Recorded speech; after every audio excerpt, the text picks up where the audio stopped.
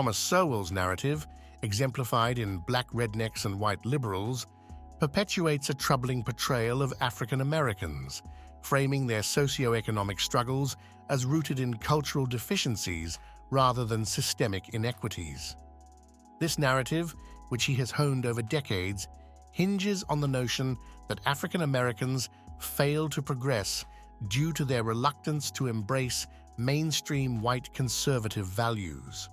By denigrating African American culture and history, Sowell seeks to justify his neoliberal economic policies, which prioritize individual responsibility over societal reform.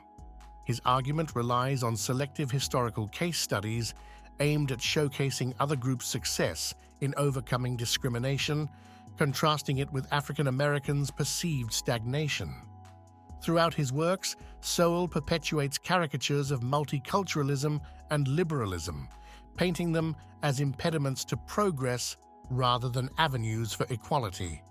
Sowell's intellectual lineage traces back to his earlier works like Race and Economics and Ethnic America, A History, where he laid the groundwork for his current assertions.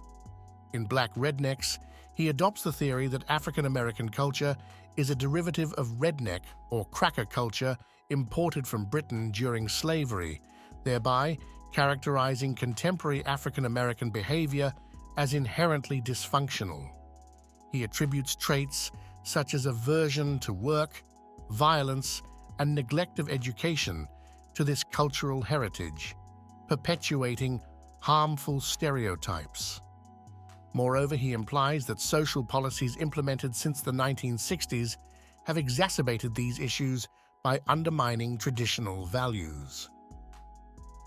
Sowell's narrative not only deflects attention from systemic racism, but also reinforces white supremacist ideologies by advocating for the adoption of mainstream white values as a solution to African Americans' plight.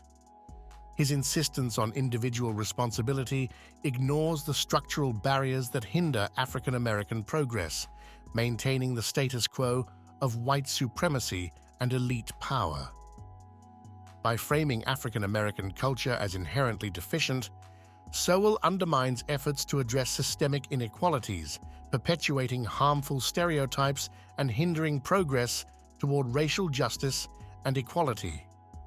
Thomas Sowell's narrative, exemplified in Black Rednecks and White Liberals, perpetuates a troubling portrayal of African Americans, framing their socioeconomic struggles as rooted in cultural deficiencies rather than systemic inequities.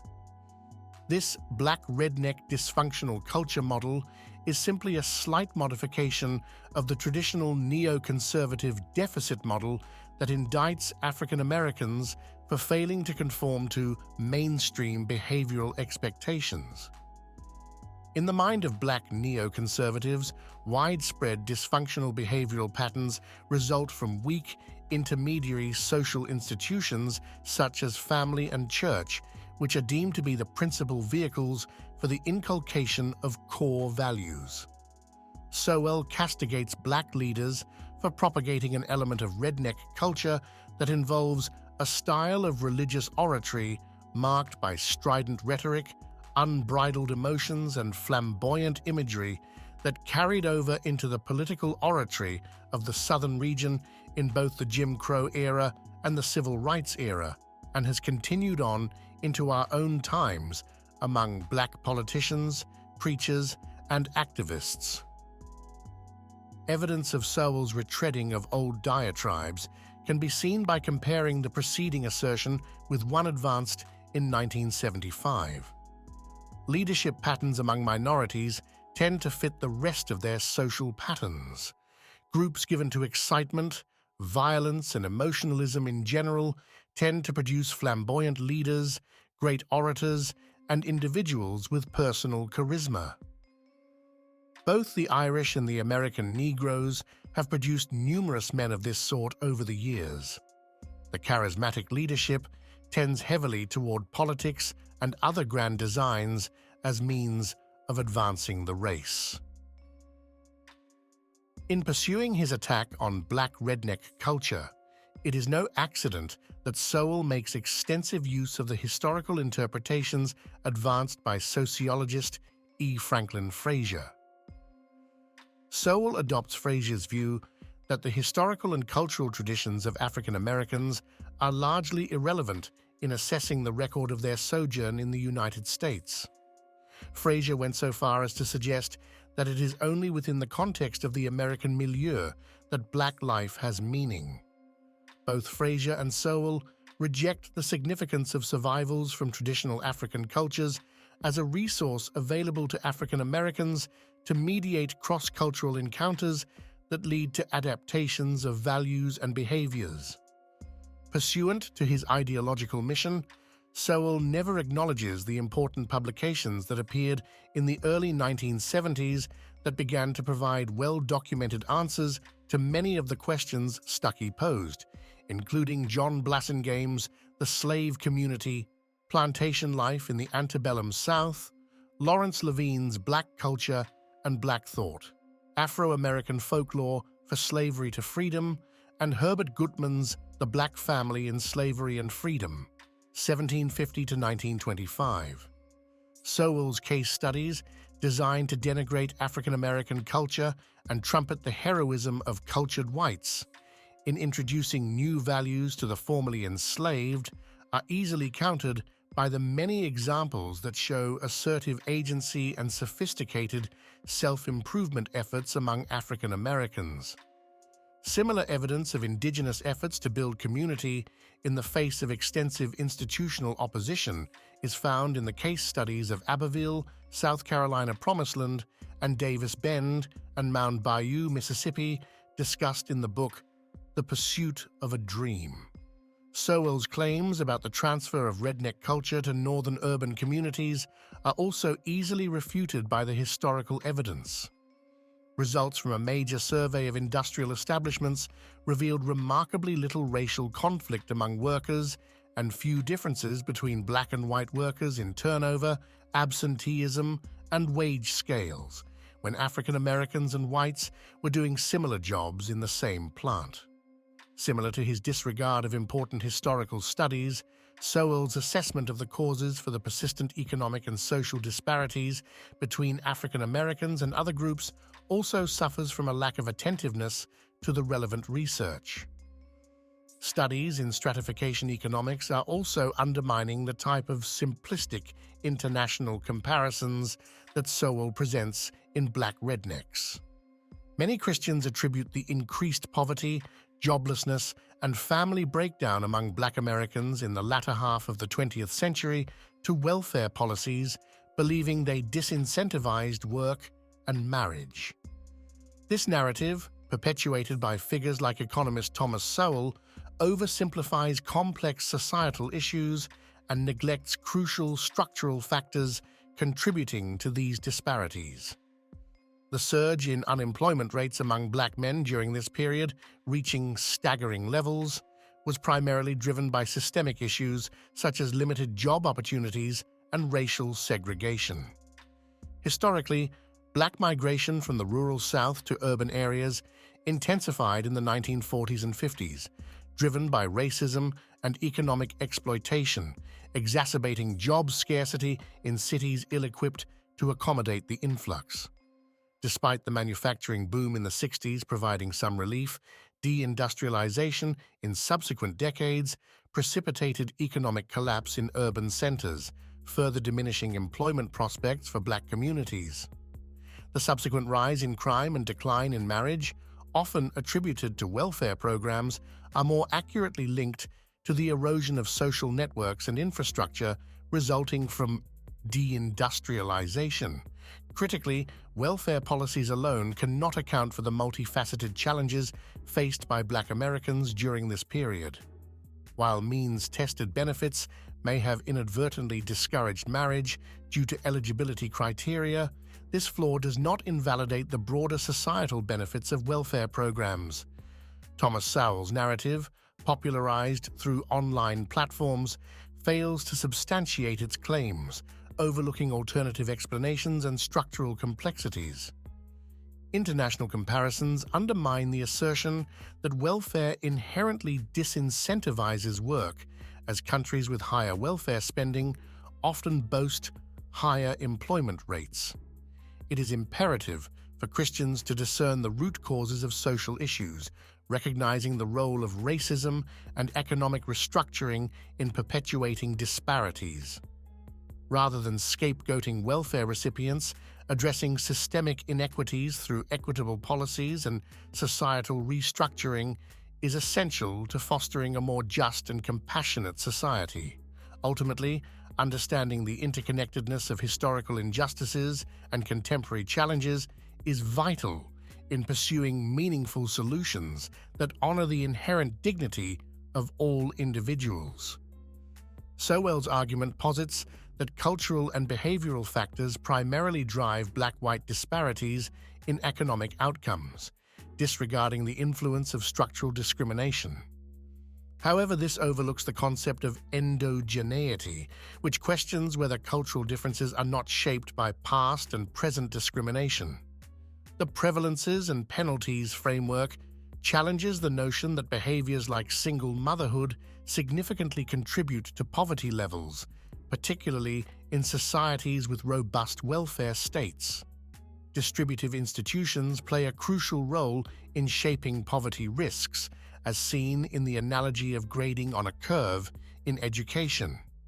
Unemployment and health insurance illustrate how different distributive systems impact poverty risks, with countries like the UK, Canada, and Finland offering universal health coverage decoupled from employment status. The reliance on employment for health insurance in the US exacerbates the vulnerability of the unemployed. Similarly, variations in single motherhood's impact on poverty highlight the role of welfare states in mitigating economic risks. Structural inequalities persist despite individual behaviors, underscoring the flawed premise of Sowell's argument. Ultimately, Sowell's cultural and behavioral explanations for economic inequality fail to account for the systemic factors perpetuating poverty and racial disparities. These disparities persist regardless of individual choices, emphasizing the need for comprehensive structural reforms to address societal inequities. Thomas Sowell's understanding of African economics and development appears to lack a nuanced appreciation of historical and social contexts, as outlined in Walter Rodney's work, How Europe Underdeveloped Africa. Rodney emphasizes the multifaceted nature of development, encompassing individual growth and societal progress. Development is intricately linked to societal relations, freedom, responsibility, and skill, which evolve within specific social structures. Rodney highlights the importance of understanding the historical interactions between different societies and their political structures in shaping development. Sowell's economic focus often overlooks the broader social implications of development, reducing it to mere economic indicators. However, economic development encompasses more than just increasing productivity. It involves understanding natural laws, utilizing technology, and organizing labor effectively. Rodney's analysis underscores the universal nature of development, with every continent having participated in the early stages of economic expansion. Africa, as the original home of humankind, played a significant role in early economic development. However, Sowell's perspective seems to neglect Africa's contributions and focuses predominantly on Eurocentric narratives of development. Rodney's emphasis on the independent capacity of all peoples to improve their lives challenges the Eurocentric bias often present in mainstream economic discourse. Furthermore, Rodney's work highlights the interplay between economic changes and social structures, illustrating how shifts in economic systems lead to qualitative changes in society. He outlines historical stages of development from communalism to capitalism, emphasizing the transformative nature of economic progress on social relations. By neglecting the African-centered perspective on development provided by Rodney, Sowell's analysis may overlook essential factors influencing African economies and societies. It is crucial to consider diverse perspectives to gain a comprehensive understanding of development and its implications for different regions and peoples. Introduction. Walter Rodney published How Europe Underdeveloped Africa in 1972 to wide acclaim. Not only was the book groundbreaking in the area of African studies, it became required reading not only in universities across Africa, but also in secondary schools. Many contemporary Africanist scholars, particularly those working in developmental studies, African politics and culture, are treading the same grounds that Rodney trod half a century ago. Far from being a mere historical document, the book is of contemporary relevance. Many of the issues that Rodney raised and addressed in his book are still with us. The gulf of inequality between Africa and the West has widened, while poverty in Africa is worse today than it was 50 years ago. Time has not diminished the ideas propounded in the book, nor the power of the argument. It is therefore timely, after half a century, to reassess Rodney's text and to locate its place within Africa's economic historiography. Imperialism and capitalism. The early part of the 20th century saw a series of books published, many of them written by Marxist theorists, on the nature of imperialism and its impact on other societies. Hobson, 1902, Hilferding, 1909, Luxembourg, 2013, and Lenin, 1917, all linked imperialism to capitalism, arguing in various ways that imperialism was rooted in expansionism and exploitation. Later theorists, such as Cohen, 1971, took a similar view, arguing that imperialism was essentially about power, domination, and expansionism. More recently, Coley, 2020, argues similarly that British and American imperialisms have shaped the world principally through the pursuit of economic domination and expansionism. These theories of imperialism relate colonial capitalism to exploitation and expansionism. The Indian nationalist Dadabhai Naoroji, in his acclaimed Poverty and the Un-British Rule in India, 1901, wrote about how India enriched Britain in what he describes as drain of wealth. His fellow Indian contemporary Ramesh Dutt, in his Economic History of India, 1909, also advanced a theory of underdevelopment in India, which he linked to colonial rule. Other notable development theorists, such as Paul Barron, 1957, Paul Sweezy, 1967, and others have explicated similar imperialist colonialist theories of development. But Rodney's book was perhaps one of the first to attempt to focus and to explain the African predicament of underdevelopment and its peculiarities. Development, developing, and underdevelopment. The first thing to say is that every society is to an extent a capitalist society. This is in the sense that each society has its store of capital, be it human, material, mental, and social capital, as Bourdieu has indicated, some of which it trades and others which it utilizes in other ways. But not every society adopts capitalism as a core doctrine of trade and commerce that is also predicated on exploitation and expansionism.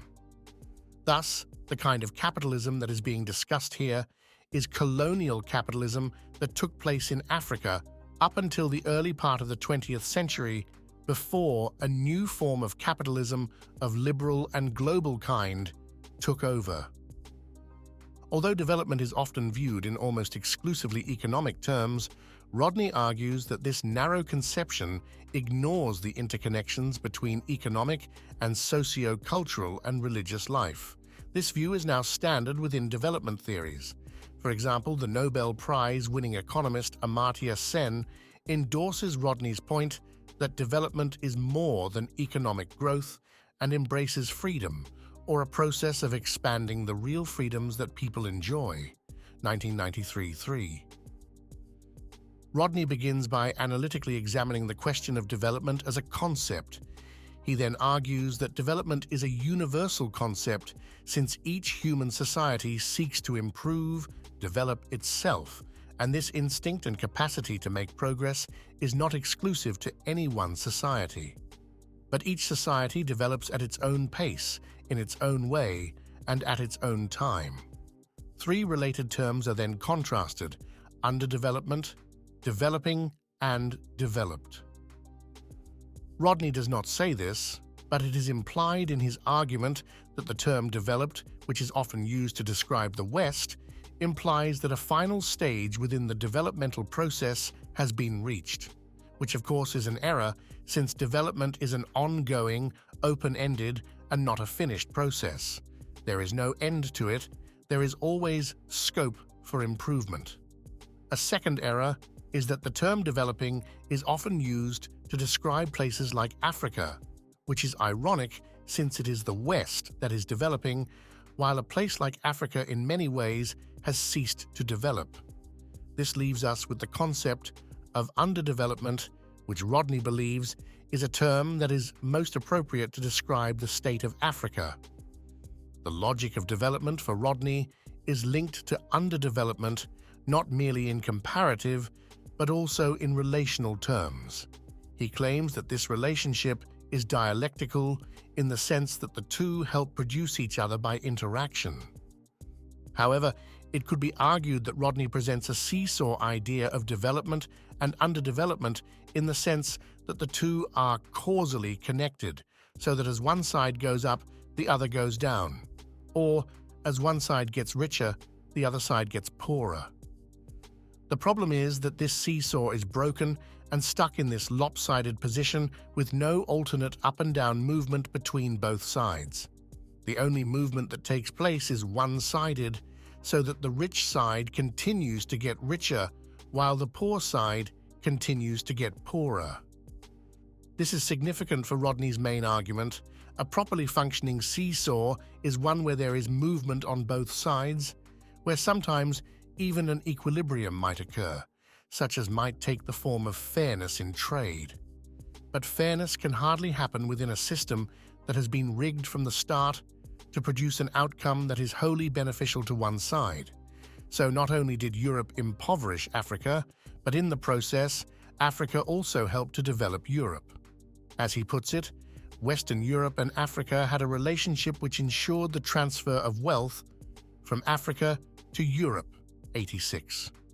Development not merely economic, but the alleged colonial impoverishment of Africa presupposes African development prior to colonialism. Rodney explains this presupposition in Chapter 2 of the book. Here, he cites Africa's civilizations and its highly developed art and culture, philosophy, politics, and economics.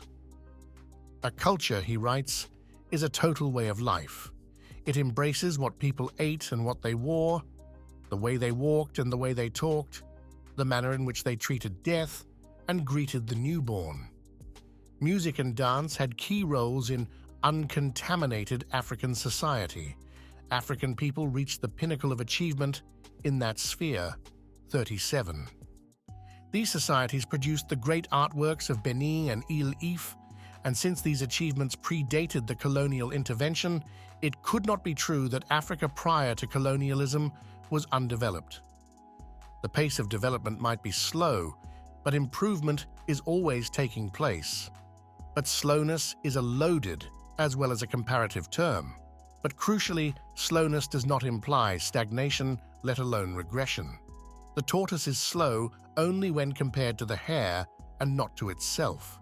And only when both are engaged in the same race can that comparison be made. The wheel of development turns in every society until something else, often an external force, intervenes to halt its progress.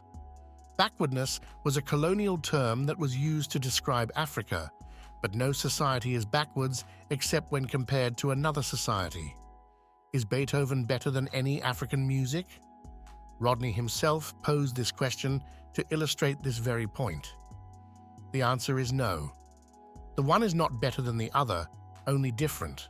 but the language of backwardness was meant to denigrate Africa and to construct a narrative of the positive impact of colonial intervention.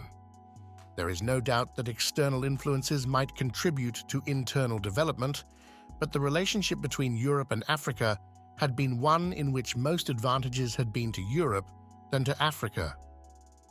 Rodney's explanation for Africa's underdevelopment is no doubt at variance with other theories of development, such as Rostow's 1960 famous five-stage of development model.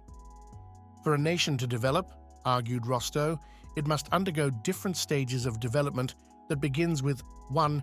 Traditional society that subsists on primitive agrarian systems. It then moves on to 2. Preconditions for change, 3. Takeoff, 4. Drive to maturity, and 5. Mass consumption. But this is a Western model of development that is presented as the ideal blueprint for universal application. In order to develop, the rest must be like the West.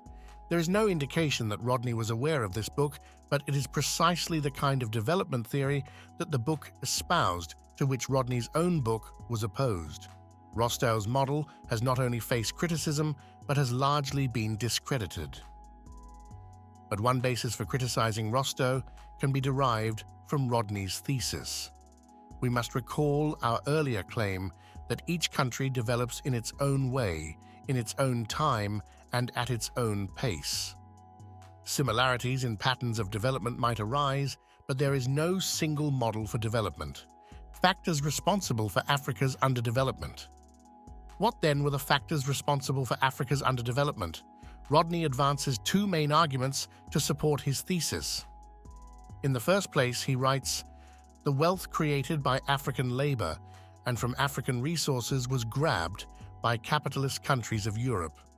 And in the second place, restrictions were placed upon African capacity to make maximum use of economic potential, which is what development is all about. 30.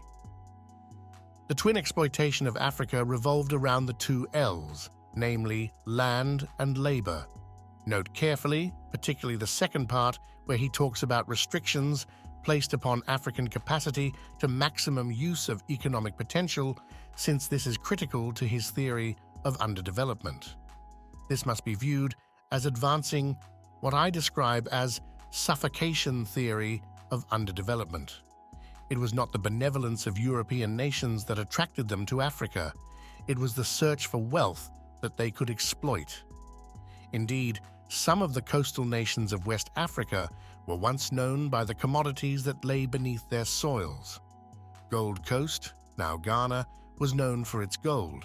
Ivory Coast, or Côte d'Ivoire, was known for its ivory and guinea, or Republic of Guinea was known for its gold coins, from which the guinea as currency was made. The quest to own and control these resources brought Europeans to Africa.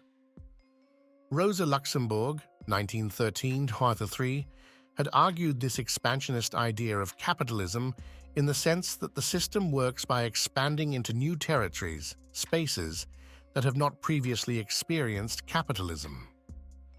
She observes that capital needs other races to exploit territories where the white man cannot work. It must be able to mobilize world labor power in order to utilize all productive forces of the globe, up to the limits imposed by a system of producing surplus value, 343. Capitalism must first destroy local subsistent economy in order to create accumulation or surplus. To expand is to make space, and to maintain that space, territorial control, by force of violence and other forms of oppression. Henri Lefebvre's production of space, 1974, is perhaps relevant here. According to Lefebvre, space must be viewed not as an empty expanse or void that is then filled up, but as something produced. To this end, he proposes three notions of space production. There is physical, nature, or perceived space, which refers to the sphere in which people live, where life takes shape, lived space. The architect, for instance, builds houses as spaces for habitation. The second is space that relates to mental activity, logic, rationality, abstraction, or conceived space, which is represented by the way that technicians, town planners, politicians, and bureaucrats plan, divide and organize space into different parts or sections. The third is social space as reflected or represented and take form of cultivation of social relations. Lefebvre describes these as the logico-epistemological spaces. Thus, capitalism constructs spaces since it needs space to thrive and to survive. However, there is a link between all three kinds of space production, a unity that, when taken together, becomes mutually and dialectically entailing. In which case, the production of one kind of space is bound to affect the other aspects in the triad. This is where economics meets philosophy, culture, tradition, and religious belief. But Africa had been producing its own spaces, in its own ways, and in its own time before colonial capitalism came along and altered forms of indigenous African space production. Colonial capitalism, through the bureaucratic planning and control, exploitation, utilization, overutilization in many cases, and accumulation, produced new spaces in Africa that changed the physical, mental, and social life of Africans. Exploitation, accumulation, and overutilization of resources produced spaces of depletion. Overutilization and underutilization. Overutilization logically entails underutilization, which in turn is a form of unmaking. Which is to say that in order to make something out of something else, something must be left unmade. To cut down a tree is to unmake the tree. The tree loses its treeness in the process of being felled for its wood, just as the wood loses its woodness once it has been carved into a chair. Thereafter, the tree no longer exists. It has disappeared. A chair now exists in its place. Yet, Lefebvre posits that when we evoke space, we must immediately indicate what occupies that space and how it does so. 12.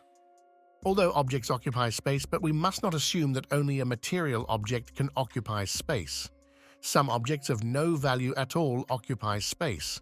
Ash, for instance, is a material object that occupies space, but it occupies a space where once stood a house, now burnt out. Of what value is the ash compared to a house? But crucially, some spaces are occupied by nothing all. These are empty spaces which have been made empty either by design or inadvertence. These are spaces that have been produced by extraction or destructive activities, to the extent that what is left is a something that is a nothing at all, but void, a vacuum. It is waste, degeneration, deprivation, atrophy, fallowness, poverty, and death. Physical desolation is a form of emptiness that could lead to mental desolation and, in turn, social desolation. Whichever way it starts, it becomes all-encompassing in its effect towards atrophy. This is the implication of Rodney's argument regarding underdevelopment. For example, Harris, 2014, partly defines development as bringing out the potential that is latent in something, while Perelman, 2011, speaks of the dogma that prevents the development of an economy that can nurture and tap into people's potential, 2011-14. This dogma, this ideology of exploitation, this failure to bring out potential or tap Africa's vast resources for Africa not only diminishes capacity, but suffocates at birth the African potential for development. Some might argue that colonialism civilized Africa, introduced modern technology and infrastructure, Western education, democracy, bureaucracy, and other notable legacies. There is no doubt that the nature of the colonial enterprise allowed complex forms of interpolation to take place, such as the construction of infrastructure or the legacy of Western education. But this must be set in context. Rodney himself addressed this question by arguing that colonial capitalism did not leave a legacy of capitalism or a culture of productivity and innovation in Africa. As he points out, Capitalism, in the form of colonialism, failed to perform in Africa the task which it had performed in Europe in changing the social relations and liberating the forces of production. 260. Rather, the legacy of colonial capitalism was the creation of a dependency culture in which Africa came to become reliant on external stakeholders even for basic means of subsistence that it used to produce for itself. A basket case with a beggar's mentality. Thus, Africa was dressed up in the garb of modernity, which was then presented as indicative of progress and development that colonialism had bequeathed to Africa. But when this idea failed, the blame was placed on Africans. However, modernity was an illusion that masked the emptiness at the heart of Africa, which colonization had wrought.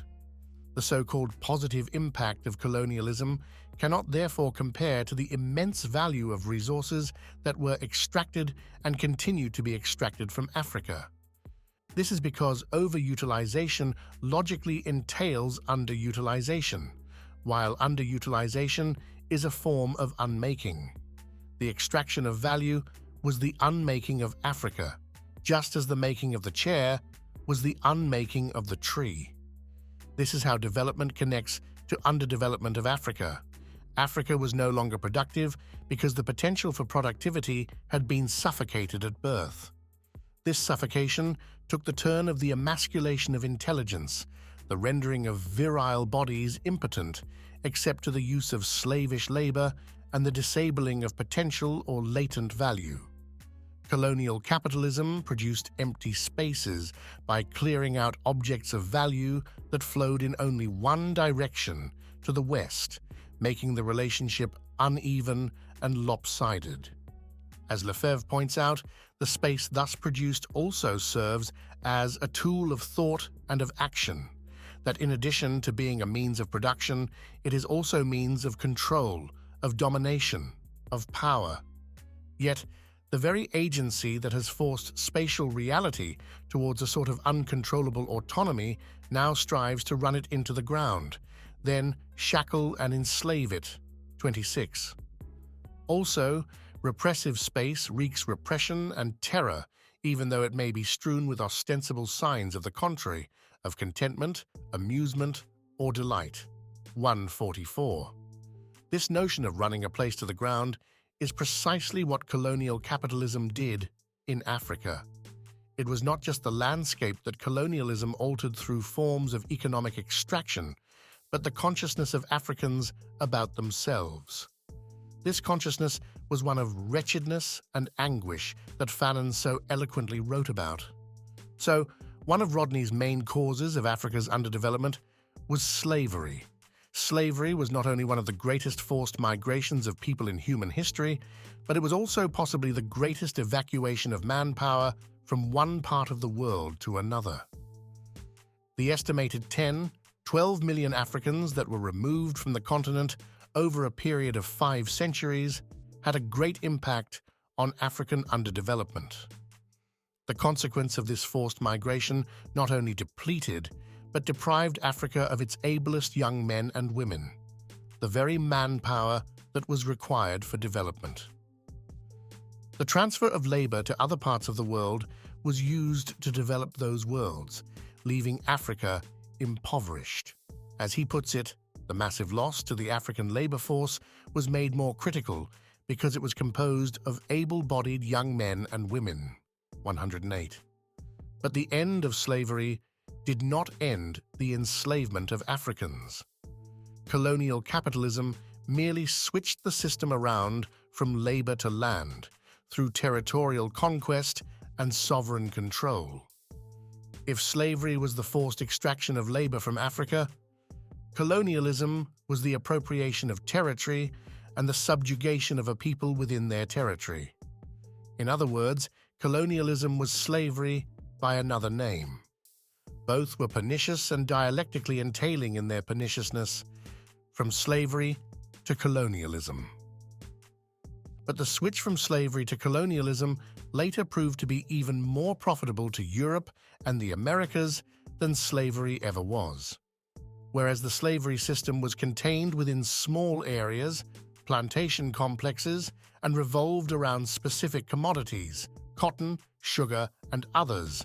Colonialism turned Africa into a vast plantation complex, while the resources to which colonial powers now had access and to which they laid claim vastly surpassed that of sugar or cotton. They included gold, diamond, oil, cobalt, copper, bauxite, and many more. These were riches untold and unmined. Thrown into the bargain was the African as laborer.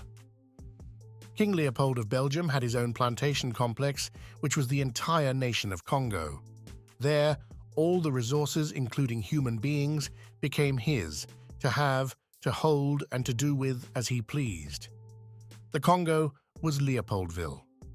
The violence that Leopold visited on the people of Congo was as unspeakably horrific as that which the slaves endured during the Middle Passages and in the plantation fields of the West Indies and Americas.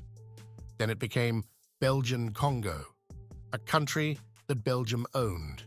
This was how much of Western Europe came to own much of Africa, lock, stock, and barrel, and it has retained its suffocating iron grip on Africa.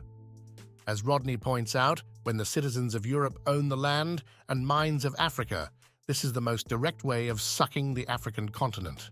So long as foreigners own land, mines, factories, banks, then for so long would the wealth of Africa flow outwards into the hands of those elements. 27. Nowadays, the phenomenon is known as capital flight. But there is the human flight, the concept of brain drain, now familiar in Africanist discourse and which describes the way in which Africa's brightest and best are drawn to the West, appears to be a recent phenomenon. Rodney deals with this concept in his book, but in fact, the brain drain phenomenon in Africa began with slavery. If the best of Africa continues to leave Africa, where are the minds that would help to develop Africa? One-sided capital flow.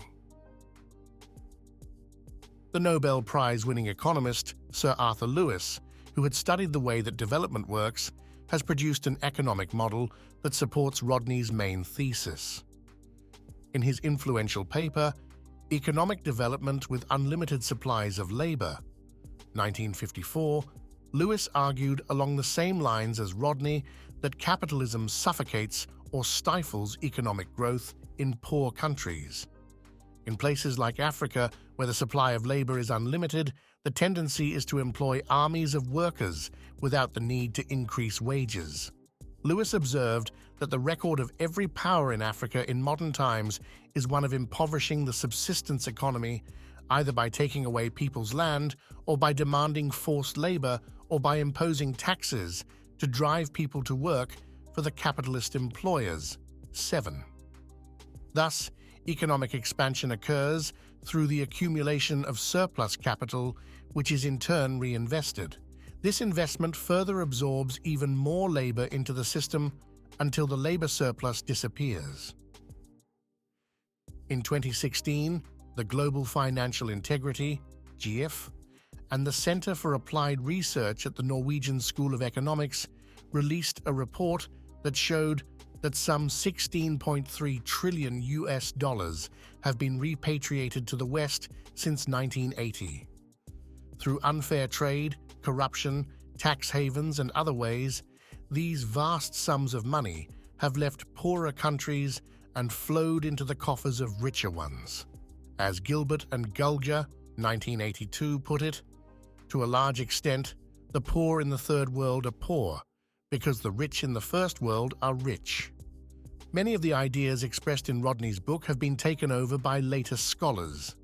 For example, the Marxist scholar John Harvey has taken up this idea of imperial control and conquests in many works.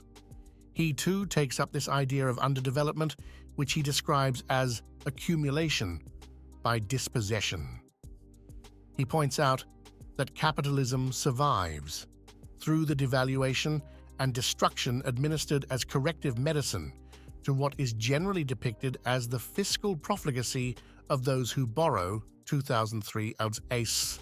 Also, a new book Africa and the Global System of Capital Accumulation, 2021, edited by Oritsejafor and Cooper, could be described as an update on Rodney's main arguments in terms of showing how contemporary global economy disadvantages Africa.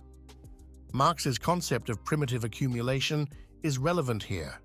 Marx had argued that primitive accumulation is an original phase in the development of capitalism which involved the separation of the people from their land and turning them into laborers, as well as the violence that was applied in enforcing the extraction of and the accumulation of capital that accrues from production.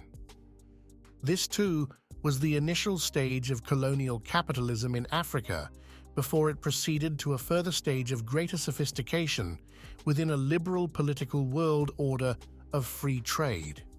The idea of free trade is a delusion since trade has never been truly free, particularly between rich and poor nations, because of unfair power imbalance between the two sides.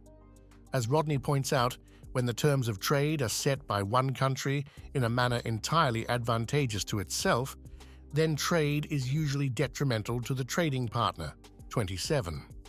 One development that Rodney did not anticipate is the rise of China not only as a global power, but of its intervention in Africa's political economy.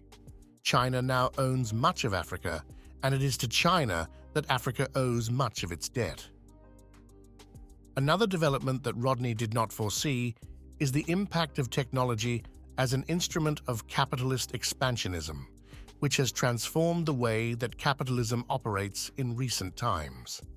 For example, Shoshana Zuboff in Surveillance Capitalism, 2021, shows how digital technology has harvested and commodified personal data as a rich source of profit-making. Some of the richest companies in the world are not confectionaries but technology companies. In that sense, we are all capitalists now, either by choice or by co-option. Conclusion. What is indisputable is that Africa is poorer in 2022 than it was in 1972. The debt it owes the developed world has quadrupled in that period, while its productive capacity has been decimated. The interest it pays to service the debts alone is half of its annual revenue, meaning that it is in perpetual debt bondage from which it has no way of escape. Since colonialism, Africa has hardly ever recorded surplus in its trade with the rest of the world, only deficits and a debt burden that continues to increase year on year. Its most precious commodities are extracted and sold below market value, while the astronomical profits accrue to external stakeholders. Today's Africa is barely able to feed itself, while it imports basic agricultural products that it once produced. Its healthcare system is near collapse, while its various institutions and sectors such as education are barely functioning. But Rodney did not absolve Africans of responsibility in the development of their continent. He blames particularly the African bourgeoisie of complicity in the socioeconomic malaise of Africa, a fact that has been intensified through corruption. In summary, Rodney's book remains a classic in many ways. Terms such as exploitation, appropriation, overutilization, expansion, and so forth are used to describe the way in which capitalism stifles economic production. Rodney, for example, claims that capitalists do not set out to create other capitalists who would be rivals. The tendency of capitalism in Europe from the very beginning was one of competition, elimination, and monopoly. 260. The profit drive of capitalism is predicated not only on exploitation, but exploitation that suffocates indigenous productive capacity. Like a sponge, capitalism soaks up value through extraction and accumulation, and then squeezes out in terms of surplus, profit, but into its own coffers, depleting value in the host nation. For example, Perelman talks about the destructive nature of Procrusteanism, which refers to the way that capitalism handicaps or handcuffs people by dominating them and stunts workers' potential. What Perelman describes as the stunting of potential is what Rodney describes as underdevelopment, and which I describe as suffocation. Black conservatives have received considerable attention from the white media because their ideas are thoroughly applauded and widely supported. Steele, 1991, Lurie, 1995. To be black and conservative, however, is a strange oxymoron.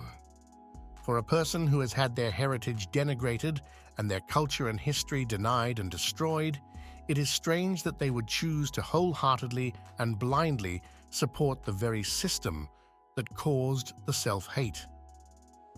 Black conservatives have easy and open access to the media, so conservative values and their positions are more publicized. Williams, 2006, Steele, 1990, Lurie, 1995. On all sides of the intellectual debate, everyone seems to think they have the answers to the ills of this society. The purpose of this article is to study the contemporary perspective of black conservatives from the view of Amos Wilson's 1998 Blueprint for Black Power, a moral, political, and economic imperative for the 21st century. Wilson was a prolific scholar in the realm of black intellectual thought, 1978, 1990, 1992, 1993, 1998, 1999. But there are many scholars in academia who have never been introduced to his political analysis or social commentary. In his lectures and publications, he reminds us that a person who conserves is saving an item of value, and the idea of being a conservative is to maintain existing institutions. By definition, conservatives are hostile to change and/or opposed to hasty changes or innovations. If the preference is to have the structure of the Constitution to be conserved and to remain as it was originally written, then it is understandable for a white intellectual in the United States to be a conservative. Conservatives think about prosperity, freedom, and how life was in the past. However, prosperity and freedom are just hollow words without meaning because a certain group of people, that is, Africans, were enslaved when the words were constructed. In sum, there is a need for a blueprint of black power analysis of the buffoonery of black conservatives. Wilson's thoughts, analyses, and social critiques of black thought were published by prominent scholars such as E. Franklin Frazier, 1957, and Harold Cruse, 1967, but Amos Wilson thoroughly dissected the social impact of the black conservative movement. Cruse published his book in 1967, and there were no references to black conservatives 45 years ago. The last chapter in Wilson's 1998 Blueprint for Black Power is titled The Crisis of Leadership, and this title is related to Cruse's 1967 book, in which he provides an historical analysis of the failure of black leadership. Wilson, 1998, wrote a section on black neoconservatism that sheds light on the social development of real characters, such as Clarence Thomas, Thomas Sowell, Michael Steele, and Herman Cain. The aforementioned characters were respectively a Supreme Court justice, an author, a political organizer, and a business owner. These are only a few names, but black conservatives have infiltrated every influential aspect of society. In the Blueprint for Black Power, a moral and political economic imperative for the 21st century, Wilson, 1998, reminds us that this group of theorists and polemicists has no significant organization or constituency in the African American community to speak of, p. 837. He continues, the black neoconservative establishment is used as cannon fodder in defense of white racism and domination against both black and white liberals and black nationalists. p. 837. White conservatives, Republicans, and the right-wing media labeled President Obama as a socialist because of the fears of the constant call for government intervention to uplift the socially depressed and politically oppressed black masses. Conservatives have hostile views opposing the belief that governments and industry should make special efforts on behalf of blacks in the form of reparations. Lurie, 1995. Wilson was astute in explaining how many black conservatives have been appointed to influential offices and professional positions and how they receive favorable exposure in the mainstream print and electronic media.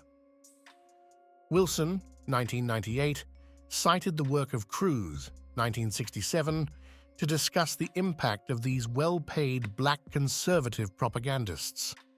Cruz, 1967, reminds us that even though black conservatives are the prime beneficiaries of the maximum social, educational, and professional advances resulting from civil rights legislation, they paradoxically oppose the very collectivistic civil rights activities which have made their occupational positions possible.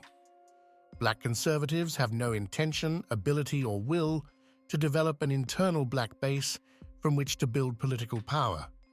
They function only to encourage the government to use its punitive power to chastise and control the bad behavior they see among blacks. Supreme Court Justice Clarence Thomas is a prime example of this tendency among black conservatives. The actions of Clarence Thomas are the most perverted display of dysfunctional conservative thinking. His legal decisions helped to facilitate the execution of a potentially innocent man named Troy Davis in Georgia in 2011. The record of Thomas on the Supreme Court has been embarrassingly unsympathetic to the rights of those who have been wronged by the system. Merida and Fletcher, 2007. His only interest is to interpret the Constitution. Black conservatives present themselves as the antithesis of the bad niggers by overcompensating with extreme anti-black rhetoric. Politics, academia, the media, and the private sector have all nurtured high-profile neoconservatives to be spokespersons for the race. According to Wilson, 1998, the process of discrediting Afrocentric ideology, discrediting its rationales, undergirding thought and scholarship, assassinating the characters of its proponents, intimidating, isolating, and disemploying them, is in full throttle, p. 232. An effective strategy involves the invention and employment in vastly increased numbers of a species of blacks called conservatives.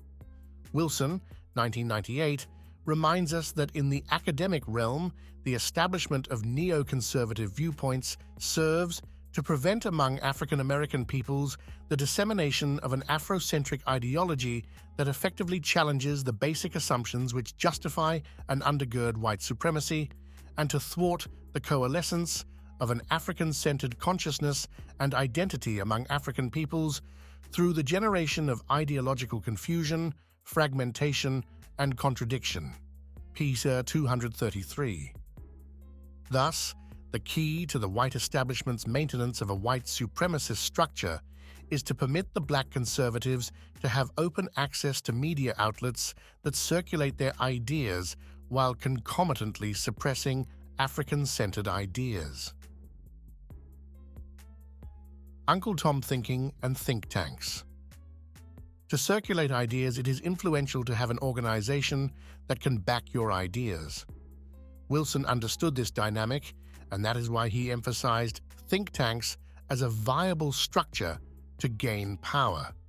Wilson, 1998, posits that black conservatives have no significant organization in our community.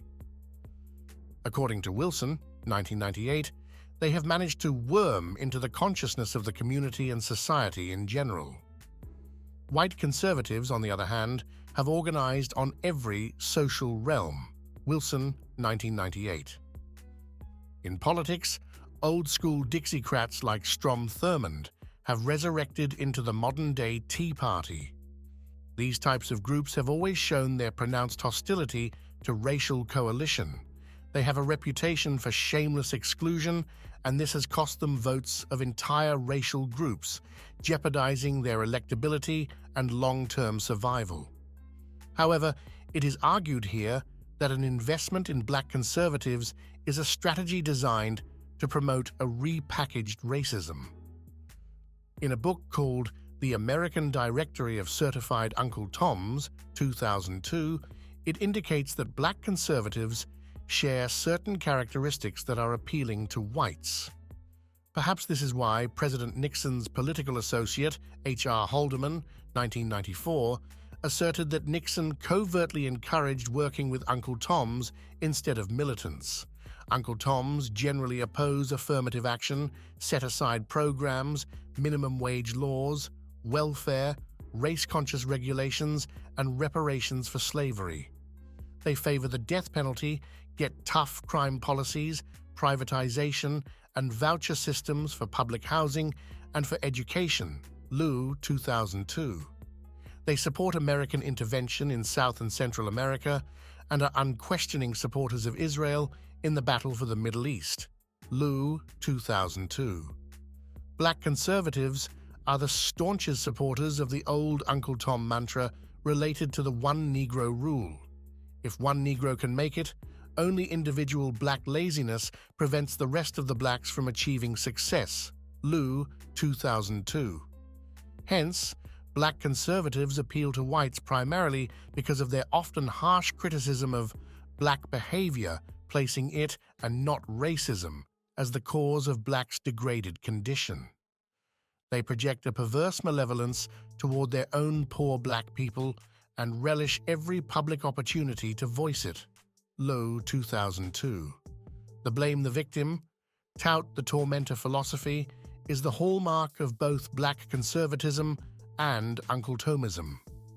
This phenomenon coincides with Wilson's view that the central function and role of the black neoconservative is to put a black face on white power. Shelby Steele, 1990, Thomas Sowell, 1996, and Glenn Laurie, 1995, are notable black conservatives that provide window dressing at white think tanks. Clarence Thomas also served on a white think tank before joining the U.S. Supreme Court. The American Enterprise Institute, the Heritage Foundation, the Hoover Institute, the Olin Foundation, and the Bradley Foundation are examples of white policymaking organizations which support black conservatives in numerous ways. Black conservatives and Uncle Tom thinking have been a reliable and trustworthy voice for the white think tanks that have been used as a political stance against the liberal foundations which historically propped up and supported the civil rights establishments.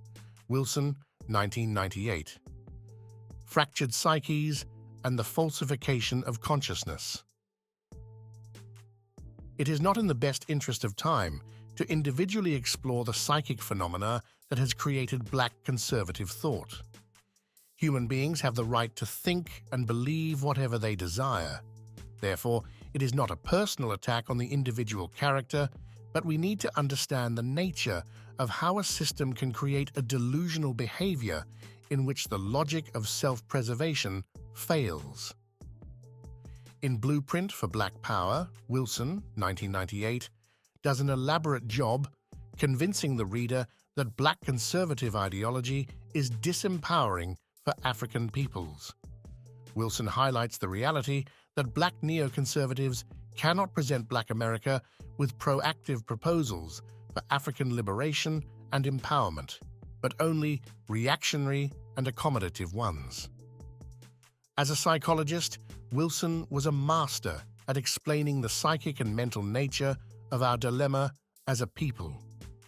Prior to the Blueprint for Black Power, 1998, Wilson wrote The Falsification of African Consciousness, Eurocentric History, Psychiatry, and the Politics of White Supremacy, 1993, to delve into the impact of historical and societal amnesia. Similarly, decades ago, the black psychiatrist Frantz Fanon also explored the consequences of having a fractured psyche. In his classic book, Black Skin, White Masks, 1957, he states that the environment and society are responsible for our delusion, and once that has been said, the rest will follow of itself. And what that is, we know the end of the world. P. 216. In other words, there is hope and a possibility to regain a proper consciousness if we understand how we are being controlled. Our fractured psyches have been created by a world we did not construct. Our consciousness has been falsified, and we must end this inferiority and self-hate by addressing it in the mirror. In the mirror, you see yourself. Similar to Wilson, 1993, Fanon, 1957, reflects that the Negro is seeking to protest against the inferiority that he feels historically. Since in all periods the Negro has been an inferior, he attempts to react with a superiority complex. Many black conservatives seem to have a collective mental lapse in terms of recognizing that there are social factors that have created the dividing of two nations, one black and one white. Hacker, 1992. Historical amnesia is key, and Fanon, like Wilson, understood the seriousness of the matter. According to Fanon, 1957, without a Negro past, without a Negro future, it was impossible for me to live my Negrohood. Not yet white, no longer wholly black, I was damned. P. 117. Moreover, Wilson, 1998, exposes the dubious argument that black neoconservatives make that past oppression of blacks and their continuing racial domination by whites does not provide satisfactory explanations of the current socioeconomic subordination and marginality of people of African descent. Hence, historical amnesia has wiped away the past. It is interesting to note that many of the black male conservatives are married to white women. Perhaps this explains some of the self-hate that could slowly ooze from one's consciousness. Fanon, 1957, states that if a black male is overwhelmed to such a degree by the wish to be white, it is because he lives in a society that makes his inferiority complex possible. To the identical degree to which society creates difficulties for him, he will find himself thrust into a neurotic situation. P. 100. Clarence Thomas is both a classic and contemporary example of this type of individual neurosis that is contaminating the political, social, and legal enterprise of the United States. Brock, 2002, Mayer and Abramson, 1994. This is stated so broadly because the neurotic behavior of a relatively young black conservative like Thomas on the U.S. Supreme Court has ushered in an era of magnified self-hate. We know Clarence Thomas, however, it is also important to remember Glenn Loury. Loury was emerging as exactly the kind of person he had warned Black America to avoid. Wu, 2005. His story highlights the appearance of black conservatives. He was the darling of the Republican Party in the 1980s and a favorite of the Reagan administration. Wu, 2005. In addition, he was an outspoken and highly visible supporter of Clarence Thomas and wrote a book that blasts affirmative action and criticizes the actions of inner-city blacks. Loury, 1995. He was one of the most sought-after conservative radio and television commentators in the country. However, his fractured psyche has been given a little self-medication. A few years ago, he was labeled by the media as one of the most prominent black conservatives in the nation, but he has supposedly shed that label and drastically shifted his politics to the left. Loury, 1995. He began to reflect on the damage he had done to the progressive movement of people who looked like him. Loury, 1995. In an article reflecting on Loury's mental transition, Wu, 2005, states Loury eventually realized that many of the things he had said or written were damaging the cause he was trying to further, the advancement of black society. Pier 27. Loury, 1995, also asserts, "What I didn't realize was that my role as a kind of rank-breaking truth-teller, a black who wouldn't adhere to party lines, who speaks his own mind, was doing great damage politically to the causes I believed." When I was aligning myself with Republican and conservative interests, I thought I was just telling the truth as I saw it, and that it was needed to be said. When in fact, I was helping to legitimate a political movement that had no interest whatsoever in promoting the well-being of the people I cared about. I ought to have been smarter about it. P34. From a Wilsonian perspective, one can take the position that it is not easy to be smart when your psyche is fractured and your consciousness is falsified. 4-decade analysis, 1980 to 2020. The first conference of Black conservatives in 1980 was sponsored by the Reagan-inspired Institute of Contemporary Studies and attracted about 125 Black lawyers, physicians, dentists, Ivy League professors, and commentators. Council of Black Internal Affairs, 2002. A year later, when Thomas Sowell announced that he would start an organization explicitly intended to counter the NAACP, he reportedly received immediate pledges of $1 million from white foundations and corporations. Despite the investment, the effort failed.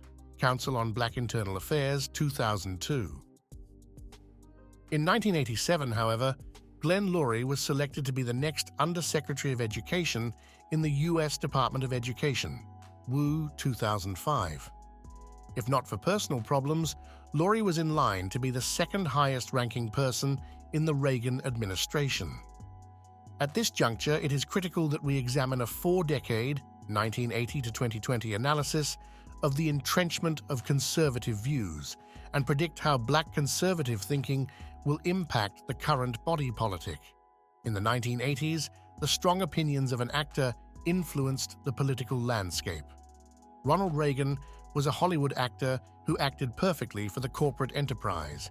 Reagan's financial deregulations ushered in an era of rampant greed in finance, and the Republicans ruthlessly hacked back New Deal and Great Society social programs to finance tax cuts for their Wall Street cronies. Ferguson, 2012. While we often hear neoconservatives invoking the spirit of Reagan when philosophical thoughts on conservative values are espoused, in the decade of the 80s, both Reagan and G.H. Bush set the foundation for the contemporary views on conservatism. Reagan's vice president was G.H. Bush, who eventually became president. G.H. Bush was ex-CIA, so the clandestine movement to usher in more conservative values was in place. In fact, it is G.H. Bush who nominated the controversial Black conservative Clarence Thomas for the U.S. Supreme Court. A slight change occurred in the 1990s when President Bill Clinton and his administration created policies that were more liberal in tone. Robinson, 2001. As a two-term president, Clinton's policies caused the conservative movement to slowly simmer and then boil over to the election of another Bush, G.W. Bush. As like-minded family members, the Republican and conservative views of his father were re-energized. Living through the early 2000s with the re-election of G.W. Bush, the United States experienced a repression of human rights. The creation of Homeland Security initiatives and the Patriot Act have been the culmination of conservative views that have put a stranglehold on true freedom. Robinson, 2001. The conservative movement created an economic collapse in the financial sector. The mortgage crisis, fabricated wars, and legal proceedings that have limited the opportunities for freedom and equality in this society. A change was requested by the American people, and the election of President Obama in 2008 was a history-making event. However, the election of a Black man as the President of the United States caused a vicious backlash and a perverted rise in conservative views. The Tea Party was created and formed as a political movement to push both a conservative and racist agenda. In the midst of this political climate, the Republicans selected a Black man named Michael Steele to be chairman of the Republican National Convention. This is strange because Black people, after the Reconstruction era, have never directed Republican affairs prior to Obama. Steele was presented as a ploy to divert the political intentions of African Americans. During the campaign for Obama's second term, an attempt was made to find another black man to combat Obama. In a mysterious rise to the forefront, the black conservative Republican named Herman Cain was touted as the best the Republicans had to offer. Herman Cain and his black conservative views failed. However, the views of Cain glaringly revealed the buffoonish and intellectually clownish mindset that can result when black people are used as titular heads for the conservative movement. It must be observed and not overlooked that the black Supreme Court Justice, Clarence Thomas, was involved with and/or associated with the neo-conservative Tea Party because his wife, Virginia, was a speaker, convener, and supporter for Tea Party events. During Obama's presidency, the presence of black conservatives appeared to be purposefully created. In a racist society, it is imperative to seek changes from multiple levels. Yet black conservatives seem to be pawns in the game to thwart progress. A buffoon espouses trickery to please the master, and black conservatives become puppets in the old game called divide and conquer. Even more disappointing is how the media helps to generate so-called progressive black thinkers like Tavis Smiley and Cornel West to attack the presidency of Obama.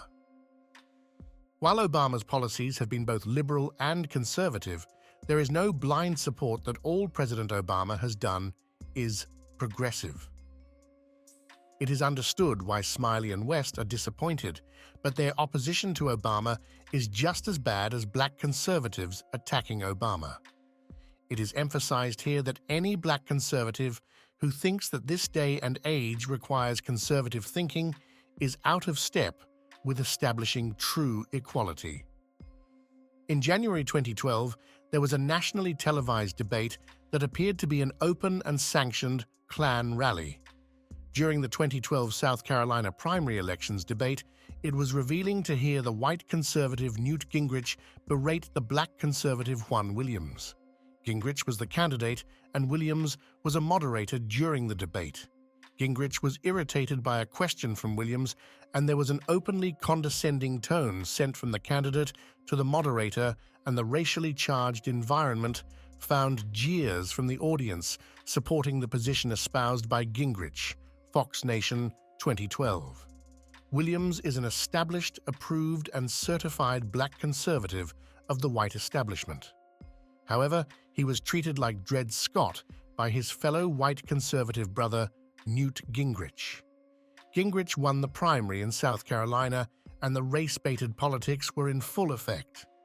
Thus, any black person attempting to be a part of this kind of racist thinking espoused by conservatives is truly manipulated away from a progressive consciousness. Williams is very connected in society and American culture. His views are well respected by the media, and that is why he was serving his employer, that is Fox News, to participate in the 2012 debate in South Carolina. His track record is thorough, and he has worked for the Washington Post, National Public Radio, NPR, and Fox News Channel. As mentioned, black conservatives have easy access to the media to flaunt their buffoonish diatribe. Thus, it makes sense that it was the conservative Fox News enterprise that rescued Williams when he was removed from NPR for making black skin, white mask comments about immigration. His conservative views against another minority, that is, Hispanics, in the United States, made him sound just like a white person. In fact, a strong tenet of black conservative thought concerning other minorities is to compare American blacks and various immigrant groups on economic achievement and professional success. Black conservatives would say black Americans lacked the same positive virtues to excel. Wilson, 1998, refutes this insidious comparison, and he emphasizes that people are socialized and members of immigrant groups have been socialized to function as they do. Human beings are diverse, but it becomes buffoonish when a Williams, Thomas, and Cain attempt to make sense in a racist society. They end up looking like intellectual clowns. At some point, their views were valued by the white establishment because black conservatives support the notion that ignorant black people are the sole reason for their demise. It sounds so clear, eloquent, and real when a conservative black person opens their ill-informed mouth and manipulated mind to excoriate the black community in which they have a lost connection. It is not as though black conservatives cannot change their views over time, but the question becomes, is the change genuine? Future direction. Black conservatives utilize and advocate the theme that other blacks are not productive in society because of internalized deficiencies. However, the black conservative movement can be neutralized with the presence of a very different power play. If other so-called minority groups such as women, Hispanics, or Native Americans made a successful bid to the White House, then the discourse would change. If there is another force, such as the aforementioned examples, then black conservatives would more than likely lose their political impact without the white male ally as president. In the realm of politics, we can expect the possibility of a woman to be president in the near future, with Sarah Palin, Michelle Bachmann, and Hillary Clinton receiving significant support during their political rise. The future of women in politics looks good. If Obama was not the candidate in 2004, there was a high probability that Hillary Clinton would have been elected as president. It is logical to predict that there will be intense racial politics in the next few years with the ascendancy of the Obama era. The structure of American society has created a complex mixture of ideologies which seem to be worsening with the way information is now gathered. The media is controlled by a few, and those few are in control of the economy. We are no longer as dependent on the print media as the internet has taken over how information is acquired. The quick access to information can, however, be misleading. Therefore, the power to influence minds is strategic, and black conservatives have become a potent intellectual force to stop or hinder progressive movements in society. Amos Wilson spent his intellectual skills dissecting the social psychology of our dilemma. In between the pages of his work are the answers and the plans. Many before Wilson have written plans for our liberation, so we do not need to continually reinvent solutions. Wilson cites Chancellor Williams, 1987, classic text, The Deconstruction of Black Civilization, Great Issues of a Race from 4500 BC to 2000 AD. In Blueprint for Black Power, 1998. But what was not mentioned was his later work, The Rebirth of African Civilization, 1993, in which Williams also provides an outline for black self-determination. I take the position that Wilson should get a posthumous Nobel Prize for his magnus opus, Blueprint for Black Power, 1998. It is deeply filled with sociological, political, and economic analyses. Although Wilson is now deceased, his words have helped to provide an acute awareness of our contemporary reality. Wilson was astute on many topics relative to black conservatives, and many of his predictions have been on target. As a black power advocate, Wilson completely dismisses the black conservative view that there is no need for an African-centered socio-cultural and/or politico-economic system. Black conservatives argue that this approach would retard black acceptance in a white or multicultural world, but Wilson completely destroys this dubious argument throughout his entire text. What needs to be done to counteract the black conservative mentality is to establish progressive think tanks to seriously work on collective capitalism. Racial politics remain intense with Obama's second term, and it will get worse for him, his family, and the black community. Many of President Obama's decisions have left the black community confused. However, a thorough reading of the Blueprint for Black Power, 1998, provides sheer clarity. We can expect the white establishment to continue attacking any view that appears to threaten white privilege. Since the conservative movement has ushered in the philosophy of states' rights, there are vicious polemical debates that will brew. Black conservatives will be problematic as Americans search for equal rights under the Constitution. The impact of a black conservative like Ward Connerly, for example, helped to influence the affirmative action academic landscape with Proposition 189 in California. Connerly continued to impact states like Michigan, and currently the state of Arizona is a prime example of a state with recognized conservative views that have ignited racial polarization. The state of Arizona has pushed legislation to remove ethnic studies from the public school system. With laws such as 15112 in Arizona, the closing of the American mind will happen. Wilson wrote Blueprint for Black Power, 1998, as a moral, political, and economic imperative for the 21st century as a guide to assist Black people in constructing a new reality in order for his words to not be in vain but to become reality. We must read, prepare, and get busy because our freedom depends on it.